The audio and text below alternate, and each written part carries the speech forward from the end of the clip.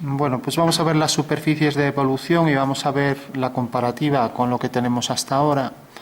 Hasta ahora teníamos formas planas que podían constituir, por ejemplo, poliedros, prismas, etcétera, ¿no? Un plano, el desplazamiento de una línea según un vector que sigue la dirección y un sentido con línea recta. Luego teníamos superficies de curvatura simple, como podía ser, por ejemplo, un cono, una recta que gira siguiendo, por ejemplo, una circunferencia, aunque podía ser otra curva, ¿no? Y también si la recta se desplaza por una línea, por ejemplo, por esa forma ondulada de sinusoide, pues una forma cilíndrica, ¿no? Estas eran superficies regladas porque se pueden seguir con el canto de una regla tocando todos los puntos. Y estas dos son radiadas, las cónicas y las cilíndricas. Entrarían aquí también formas piramidales, ¿no? Y radiadas quiere decir que se pueden seguir con un radio, que quiere decir que es una línea que pasa por un punto, ¿no? Entonces tendríamos las radiadas, las regladas, ¿no? Tendríamos las planas, ¿no? Tendríamos las de revolución por el giro de una curva o recta o forma poligonal en torno a un eje, de manera que ambas son coplanarias y producen en su vuelta, en su revolución, esa superficies de revolución, ¿no? Teníamos luego las que el desplazamiento de una línea de manera que dos próximas se cruzaban, como esta y esta, no son coincidentes, sino que se cruzan. Teníamos una reglada alabeada. Y por último tenemos una que vamos a ver también, que sería la superficie de evolución, que evoluciona, que parte de una forma y llega a otra. Por ejemplo, un cuadrado que se transforma en elipse, ¿no? Entonces, poco a poco esto se va redondeando y se va adoptando esa forma, ¿no? Tendríamos luego superficies que las define el orden. El orden es cuando una recta corta, por ejemplo, a una esfera la corta en dos puntos. Por lo tanto, es de segundo orden, tiene una ecuación cuadrática, ¿no? Bueno, hay de tercer orden, de cuarto, etcétera, ¿no? Por ejemplo, de cuarto orden, cortaría en 4 puntos, tenemos el toro. También es superficie de revolución. También vimos las hélices, que era un punto que se movía en un giro y al mismo tiempo se trasladaba, provocando la forma de muelle, ¿no? Y las superficies que engendra, pues por ejemplo una tangente a él genera un elipsoide, ¿no? Bueno, estas eran las superficies básicas que vimos y ahora nos vamos a centrar en esta. Casi todos los objetos son de evolución, o sea que evolucionan de una forma a otra, ¿no? Por ejemplo, un cuchillo tiene un mango y luego tiene una forma plana, afilada aquí. Bueno, pues esto tiene distintas secciones que evolucionan adoptándose a la forma ergonómica de diseño para agarrarlo pues de una forma más cómoda, ¿no? Entonces, vamos a ver el caso del auto. Entonces, dibujábamos la planta y alzado y vamos a intentar que la sonometría se pareciera lo más posible. Podemos hacer abatimientos para obtener la forma tridimensional calculada con precisión, pero como es un trazado laborioso, vamos a hacer simplemente las dos vistas y la perspectiva teniendo como referencia la regla. Entonces, dibujamos la línea de tierra, marcamos la posición de una rueda, vamos a coger, por ejemplo, la número 17, recordad bien el número, por si no a lo mejor cogéis luego otra, y entonces cogemos otra vez esta circunferencia 3 veces, puede ser 3, 3 y media, es lo que viene siendo más o menos. A ver, estamos aquí una vez, 2 veces y 3 veces. Y una vez que tenemos los 3 huecos, pues ahora tenemos aquí la 17 una vez, 2 y 3, y ahora colocamos aquí la rueda otra vez. Bueno, pues esa es la distancia que suele haber, 3, 3 y medio, depende también de qué tipo de coche sea, pero bueno, esta es bastante usual, ¿no? Luego, por efecto de la suspensión, el coche está ligeramente levantado por detrás, ¿no? Lo marcamos, por ejemplo, esta distancia, y ya sabemos que va a venir por aquí. Por último, para la distancia del parachoques podemos coger 2/3 del diámetro, más o menos por aquí, o 3/4, ¿no? Con lo cual ya aprovechamos el capó ocupando prácticamente todo lo de la rueda. Luego aquí ponemos la puerta, el parabrisas, esto en paralelo a la base del auto. y por último cerramos aquí. Bueno, pues este podría ser un alzado de un auto. Hay que redondear formas para que sea más aerodinámico. Esta línea puede ser algo oblicua, no tiene por qué ser paralela a la base, suele serlo. Y por último marcamos aquí la diferenciación entre la primera parte del habitáculo y la segunda, dejando aquí esto prácticamente horizontal. Bueno, tenemos ya el alzado y la planta debe corresponderse con estas medidas. Vamos a poner aquí el parachoques. Esto debe tener cierto ángulo para hacer subida. Los parachoques suelen estar alineados aquí con la parte superior del guardabarros. Aquí marcamos una línea en paralelo para las defensas laterales de las ruedas.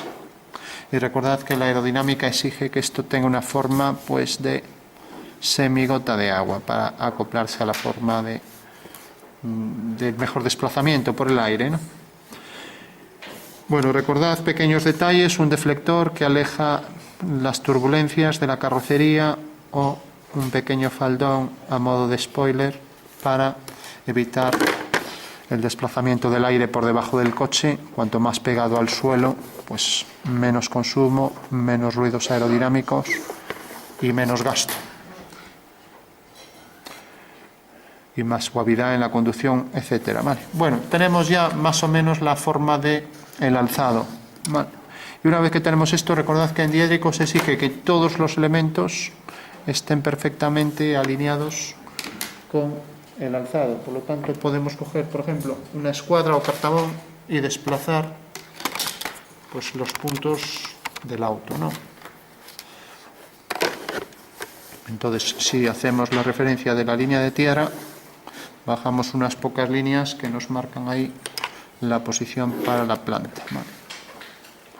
Aquí podríamos marcar el centro de la circunferencia, los bordes, etc.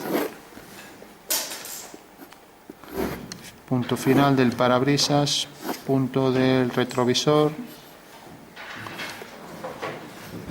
parte superior del habitáculo, parte final y parte final del auto con la rueda.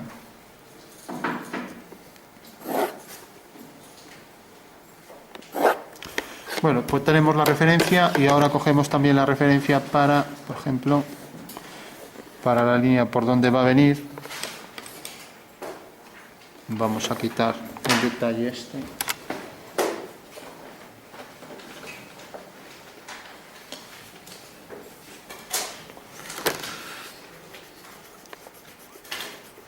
Está hecho a bolígrafo, no se puede quitar.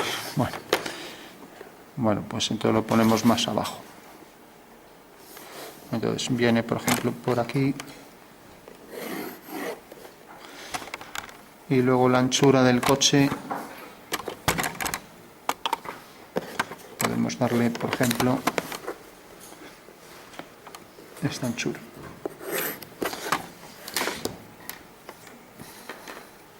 Bueno, pues recordad, donde está la rueda, aquí debe ser perfectamente horizontal. Por lo tanto, no se puede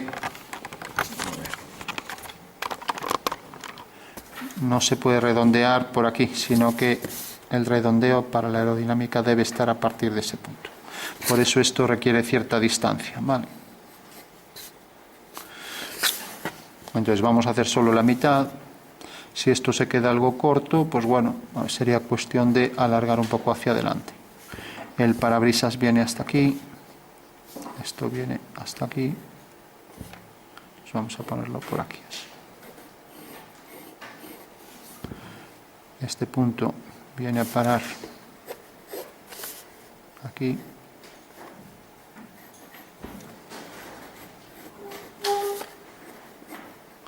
Esto suele estar algo redondeado y aquí también se redondeará a partir de ese punto.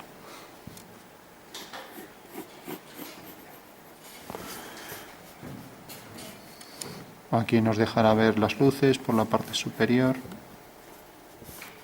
Bueno, pues vamos a hacer solo la mitad, ya que como es simétrico se entiende que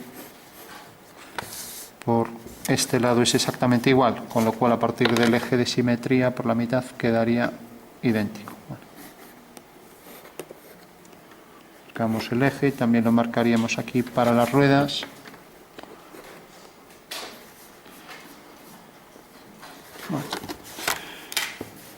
Y marcaríamos entonces aquí la parte superior del habitáculo. Desde este punto, la parte superior del habitáculo. Y aquí esto. Este punto y este.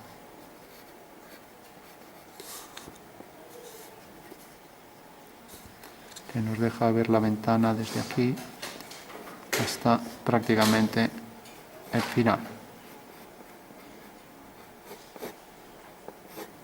Bueno, nos quedamos con esto, es suficiente. Si el coche es algo ancho, pues bueno, siempre podemos reducirlo. Aquí. Bueno, una vez que tenemos esto, vamos a la sonometría, que es lo que nos interesa, ya que la plantilla alzado pues es algo bastante trivial, ¿no? Entonces, a ver si se puede colocar eso. Entonces, lo primero, cogemos la sonometría isométrica, recordamos que la plantilla tiene ahí la posibilidad de marcarnos el eje a 120 grados y si no lo cogemos con el transportador. Entonces hacemos un eje vertical, cogemos el eje de 120 y ahí vamos a colocar ya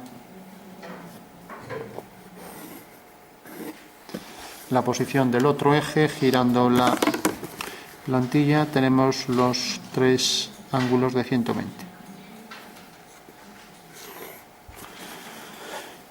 Y ahora la anchura del auto vamos a poner, por ejemplo, esta, la de la regla misma.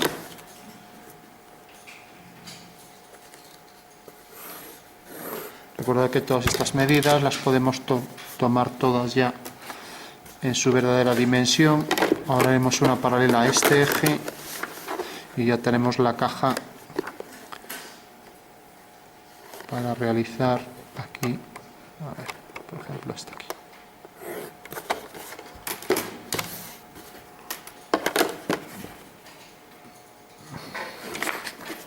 Bueno, pues como decíamos, la plantilla nos provee de los ejes.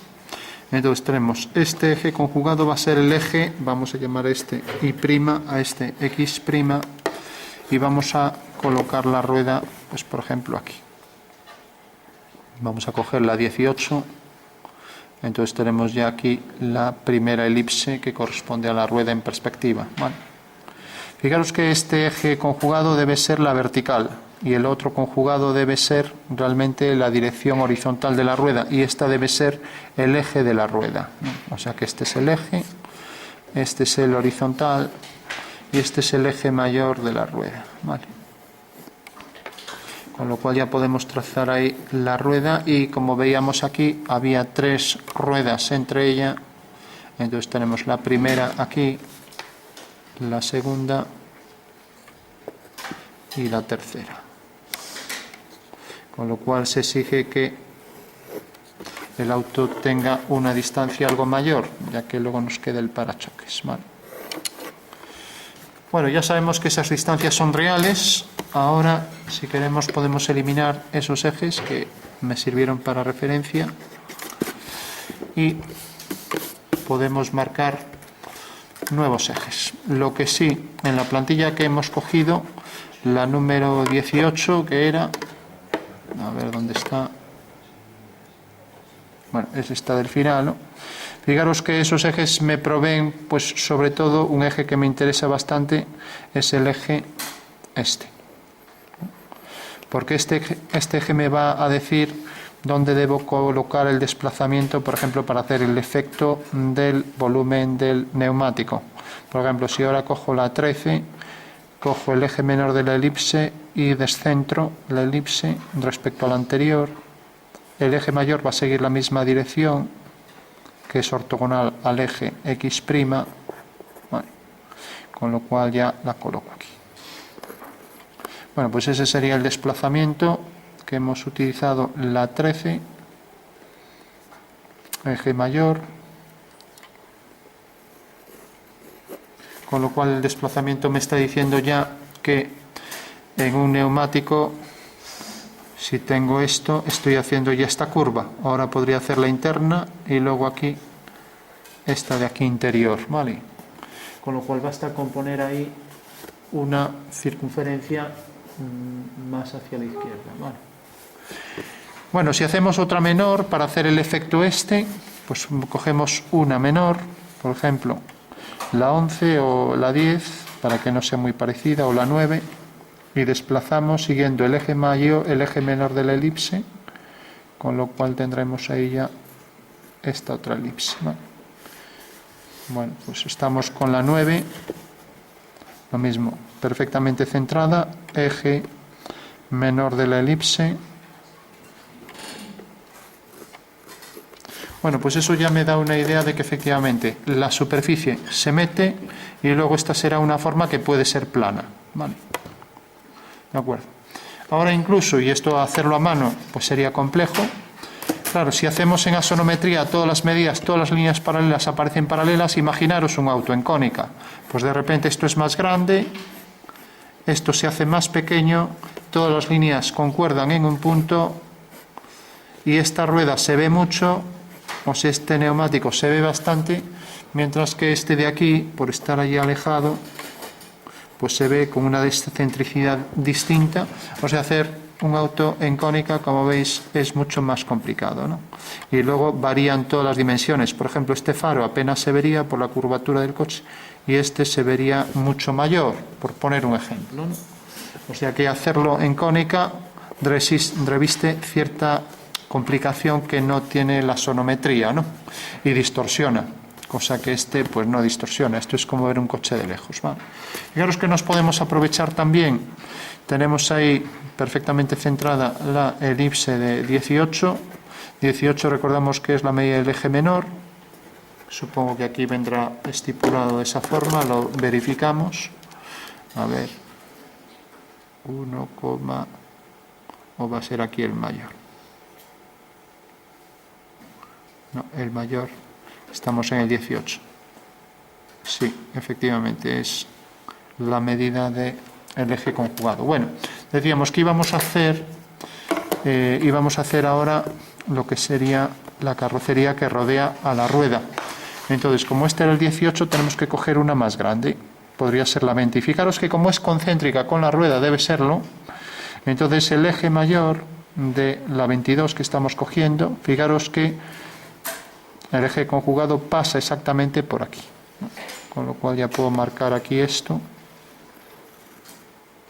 Y ahora bajaría en vertical, ¿vale? O sea que esta misma elipse la centro con la elipse anterior. Todas las elipses son semejantes, o sea, tienen todas la misma forma, aunque tengan distinto tamaño. Y debo llegar hasta la horizontal, ¿vale? Con lo cual tengo esto y a partir de aquí puedo bajar en vertical, ¿vale? Y entonces ya tengo aquí la parte baja de la superficie del auto.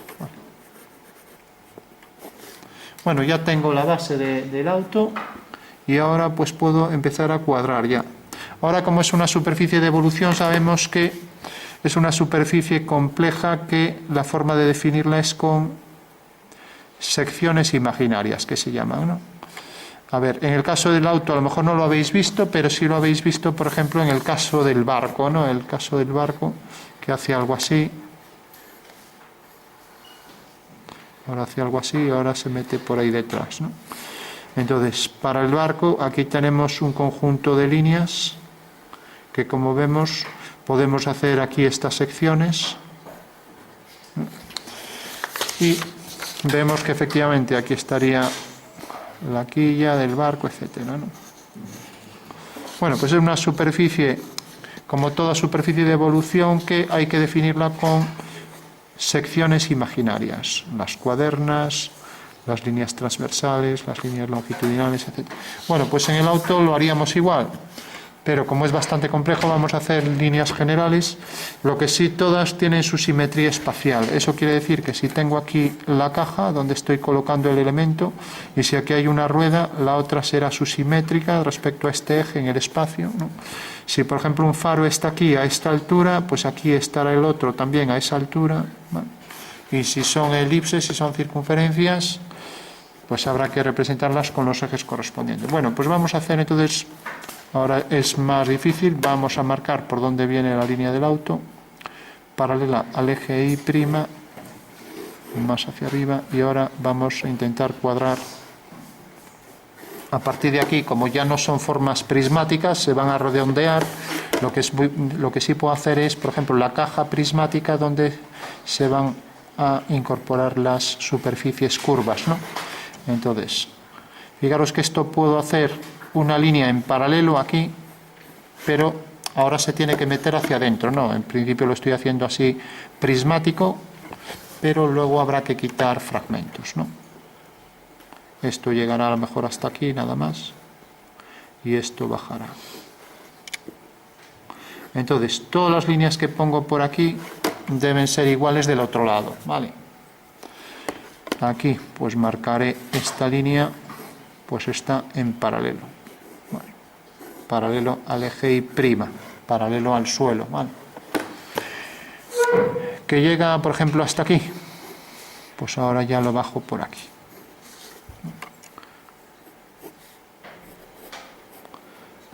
Bueno, si aquí nos queda pequeño, vamos a ampliar aquí hasta aquí. Entonces amplío por aquí. Y ahora ya aprovecho para meter aquí la curva y aquí también. Entonces fijaros que esto se debe curvar, ser tangente a esa línea que he hecho. Aquí igual o exceder. Aquí también lo curvo. Bueno, pues hacer esto, este punto debe estar exactamente localizado debajo aquí y su simétrico respecto al eje central igual, ¿vale? Entonces si traigo esto aquí y la puerta está aquí, voy a colocar por aquí, como esto tenía pendiente, pues voy a hacer aquí también la pendiente, o sea que esta línea sería inclinada respecto a este eje. Esto será inclinado y esto también. Y esto será paralelo al eje X', ¿vale?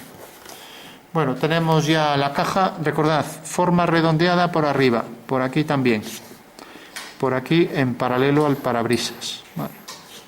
Y ahora va a bajar aquí, de manera que también el parabrisas lo debemos, o perdón, el parachoque lo debemos redondear, ¿vale? Una vez que llegamos aquí también hacemos la trasera, redondeamos por detrás y hacemos el parachoques. Bueno. Marcamos aquí la posición del retrovisor, aquí el otro. Y lo mismo. Fijaros que aquí debe haber simetría espacial y podríamos marcar líneas divisorias, por ejemplo una línea meridiana para toda la carrocería, el parabrisas, el capó, el panel del radiador, la rejilla, vamos.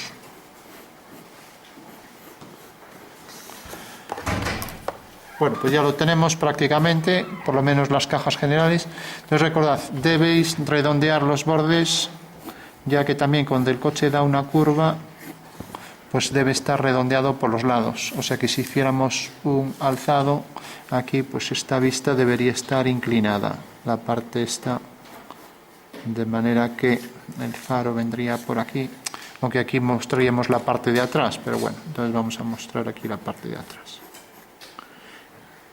Y las ruedas deben estar alineadas con la carrocería, ¿vale? Porque esta sería la parte de atrás para el auto, sabiendo que este sería el perfil izquierdo, ¿vale?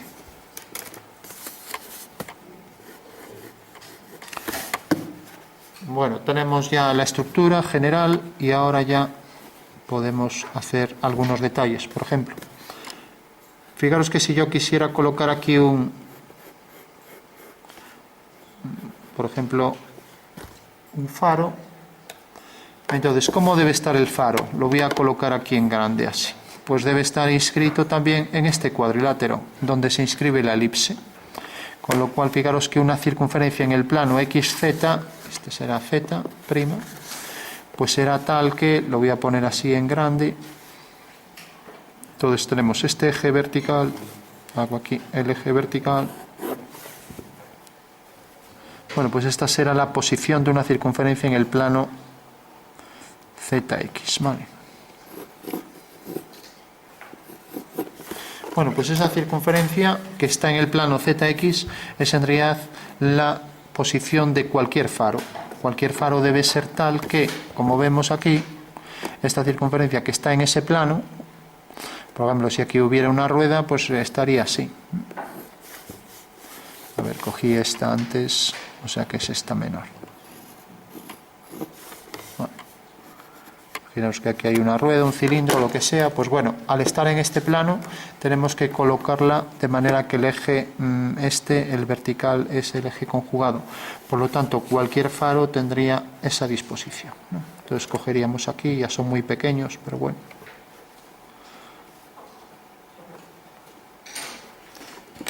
Habría que marcar ahí en los ejes conjugados a tinta para que se viera.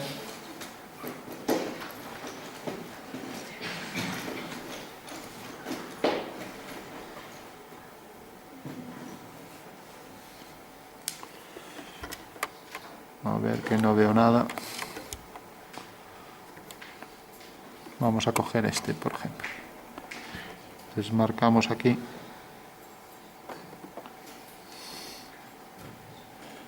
Bueno, vamos a dejarlo cuadrado, que no traje gafas.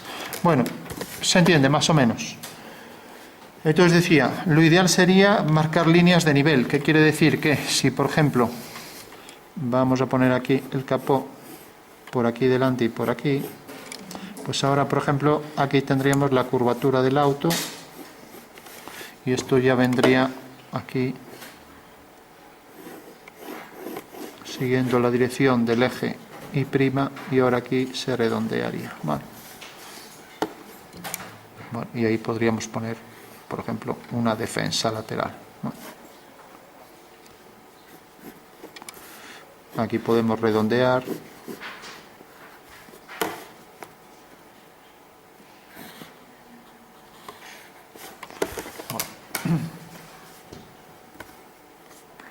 Y aquí vamos a hacer esto ya metido hacia adentro, así. Esto seguirá la dirección del eje X'.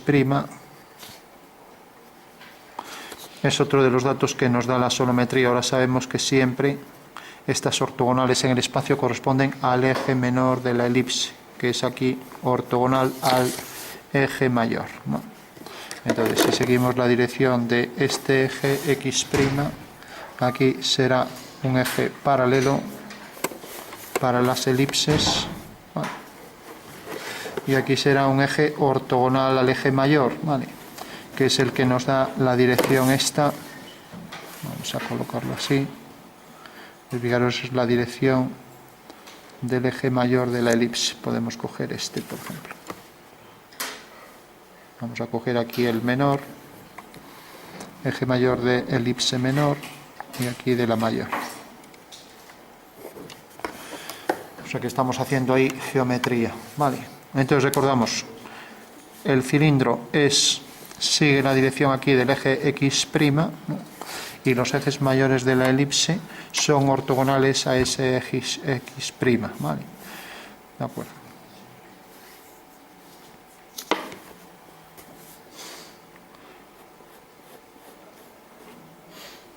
Bueno, por último vamos a darle aquí algo de forma. Esto que llegue hasta aquí. Bueno, una de las cosas que tenéis que verificar es que cuando hacemos todas estas líneas van en paralelo, más o menos todas igual, ¿vale? Verificadlo en vuestro dibujo, ¿de acuerdo? Aquí vamos a poner el intermitente y el faro. Y aquí una entrada de aire.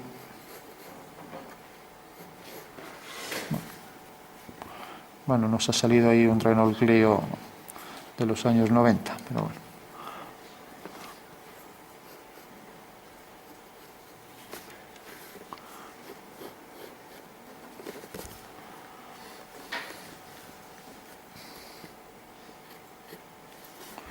Entonces ya para terminar, simplemente... Dime.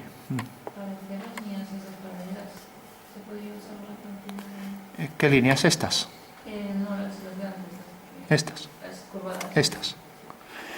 A ver, yo podría coger aquí una plantilla que se adecuara a esa forma. Por ejemplo, en esta elipse vemos que se adecua bastante. Lo que pasa que como esto se estrecha hacia arriba, lo más probable es que esta curva sea algo más pequeña, la curva, ¿vale? O sea que no va a ser exactamente la misma en el momento en que esto es más pequeño, ¿no?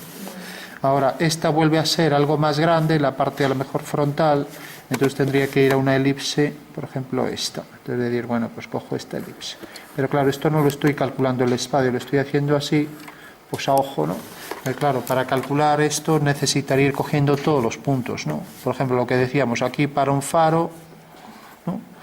El parachoques, si viene por aquí y se redondea por aquí, pues esta distancia la debo coger aquí, ¿no? Con lo cual se complica un poco, ¿no? Vale.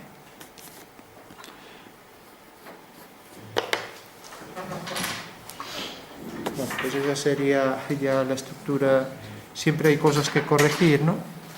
Mejor habría que bajar esto un poco, etcétera.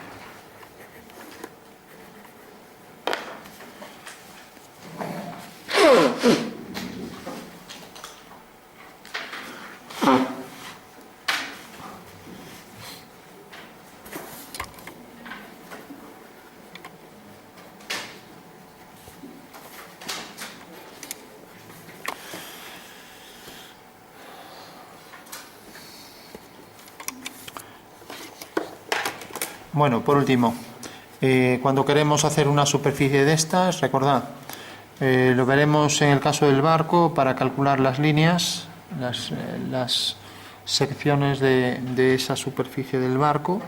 Se suelen dibujar sobre todo, se viene empezando dibujando estas secciones, ¿no? Vale, que son las cuadernas, ¿no? Bueno, pues aquí haríamos exactamente igual. Si quisiéramos ser precisos, deberíamos dibujar todas las posibles secciones del auto, ¿no? Eso quiere decir que aquí iría, por ejemplo, esta sección, y la forma precisa de hacer una superficie de evolución pues es dibujar las secciones, ¿no? Y esto lo vais a entender de una forma muy fácil. Pueden ser secciones longitudinales con planos verticales, o bien como aquí esta sería una sección, por ejemplo, horizontal, ¿no?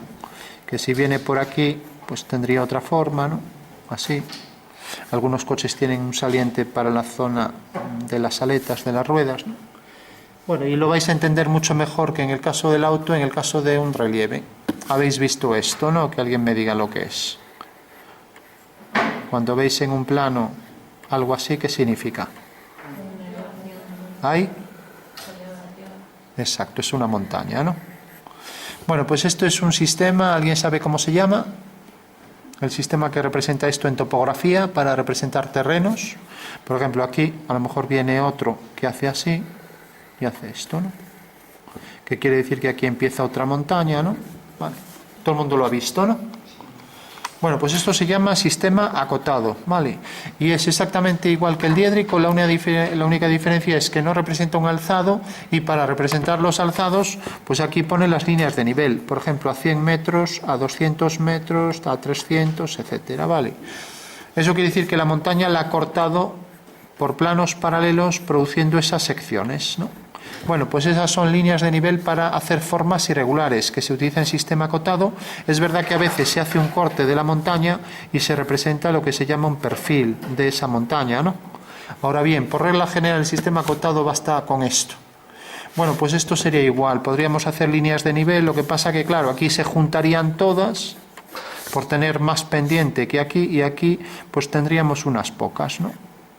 Entonces, en un auto no se viene haciendo, en un barco sí, para calcular su superficie y su dibujo, ¿no? Pues haríamos todas esas secciones de esas cuadernas, ¿no? Y en el coche no se viene haciendo, pero bueno, se viene haciendo la planta y alzado y luego colocando esto con precisión y obteniendo ahí todos los puntos, ¿vale? Pero vamos, es un recurso que se utiliza en este tipo de superficies de evolución, ¿vale? Bueno, pues recordad, superficies de evolución que evolucionan de formas a otras totalmente distintas, ¿de acuerdo?